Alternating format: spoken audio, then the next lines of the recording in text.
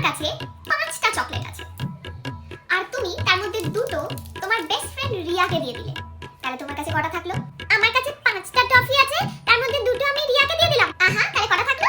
আমার কাছে 5টাই থাকবে, কারণ আমি তো রিয়াকে দেবই না। দাঁড়া, তুমি দুটো পুরোপুরি ভাবে ওকে খেতে দিয়ে দিলে।